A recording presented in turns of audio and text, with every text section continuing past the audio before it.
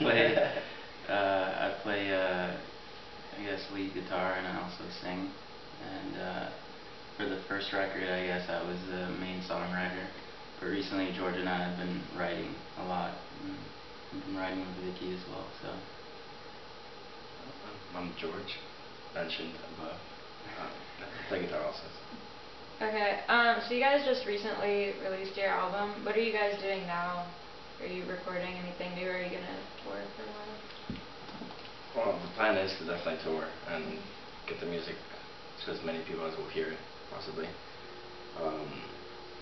The obstacle is with everybody living so far apart, getting together in one place and starting to play shows throughout. So that's the idea with like this release now in Georgia, hopefully to play shows around there and start spreading out, and then doing something.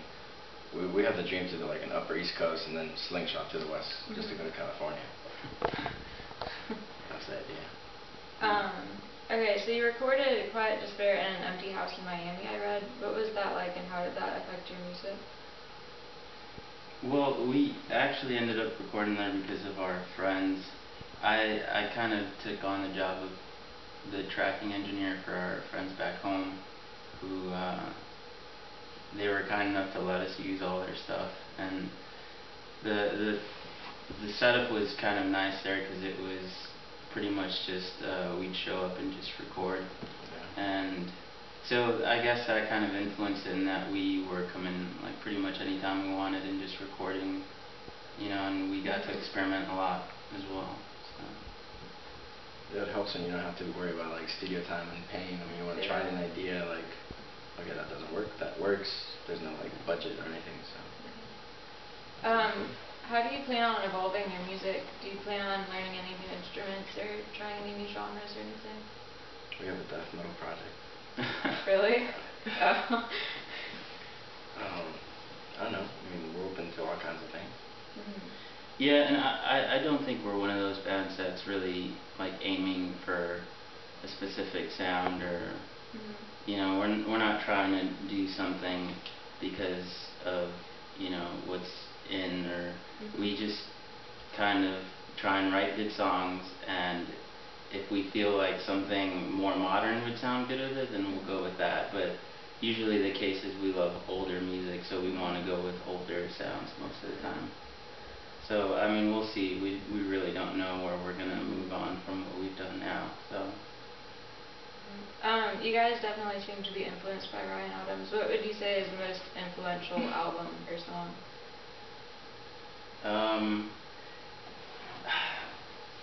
That's kind of tough. I'm one of those Ryan Adams fans that loves everything he's done. Yeah.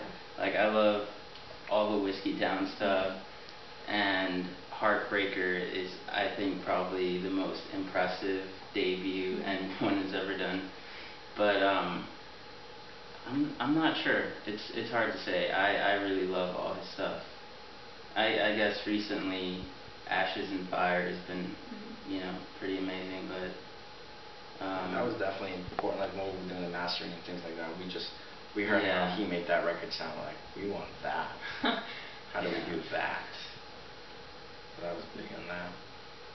Yeah, and I mean, just in terms of like our sound, I think we're really influenced by the Cardinals, and I know they have a lot of influences too. Like, I know when I've read about some of the stuff, they've like always jammed on like Husker Du tunes, and like it's stuff that we don't listen to. And like, I know Ryan is a huge metal fan, and if you really want to, you can hear those influences. Like, you can hear Iron Maiden in there, and that kind of translates into our stuff. Like, it's kind of filtered through his music into ours as well. So yeah, I mean, his stuff is just amazing. I love all of it.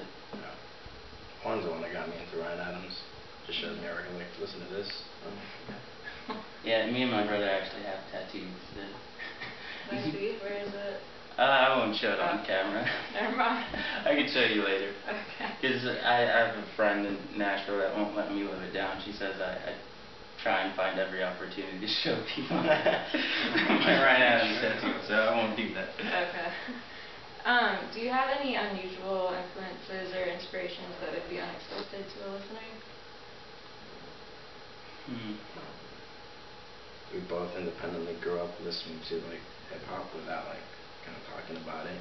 It's not in the music, but we do like it. Like, Yeah, I grew up listening to like Eminem, but yeah, I don't know that actually translates into what we play now. Yeah.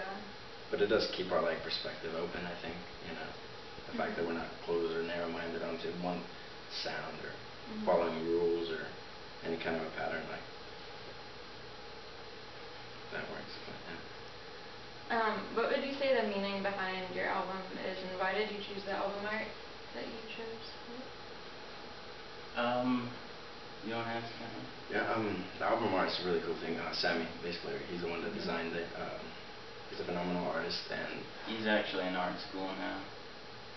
and it's a compilation of like a collage of images that he collected together, and the way he laid it out was a really cool design. And then the added touch was to incorporate like hidden elements in the cover of things that influence, like back to the Ryan Adams. He put the cardinal rose in the window. I know my cat is in one of them. Yeah. And our faces are pretty much superimposed on top of the images. Like he first did it by hand, and then in Photoshop he added a bunch of little things that I guess if you try and look for them, you'll see them. Yeah, a resemblance, but without it being like our pictures or like cliche album covers of like the band and a V format with singer in the middle and like all that stuff. Like that's not us. You guys give your music out online for free. Like, how do you feel about the typical way of like selling music, giving out music? Well, we were actually kind of discussing this on the way here. I've always felt like I'd be flattered if people were file sharing my music, and I guess it's kind of a cheesy thing to do, but I Googled us recently and I found us on a bunch of like peer-to-peer like file sharing sites, and so we really think that nowadays with how much there's how much music it has flooded the scene, it's really hard to shine through the normal means. You can't really just go up to the label and expect them to listen to you anymore. So that's kind of what we thought would work. Just give it away for free and hope that people pass it along. So far it's worked pretty well, I think. Yeah. So.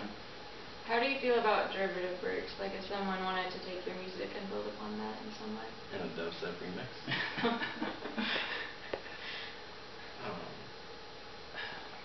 I've never thought about that. I don't know.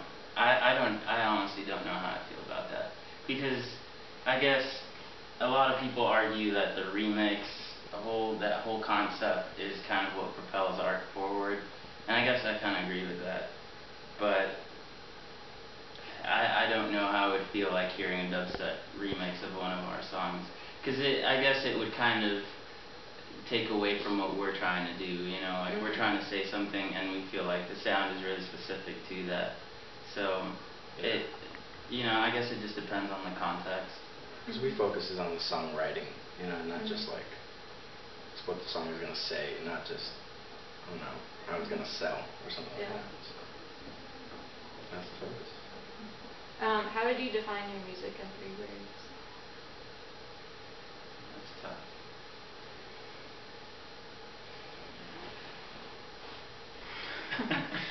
I can think of 2 words.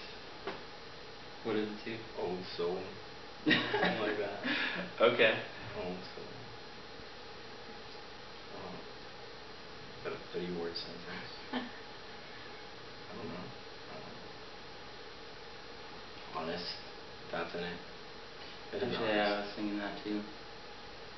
Yeah. I mean, or at least for me, what a songwriting is just the most therapeutic, like, relief of something. Like, I can tell one things I feel through lines or something that we're working on a song together that I can't tell people or express in other ways. Like I can communicate and share things, but like pinpoint emotions, I can go through a metaphor and share it with you and be like, this is how I'm being my most honest. Like, this is my soul.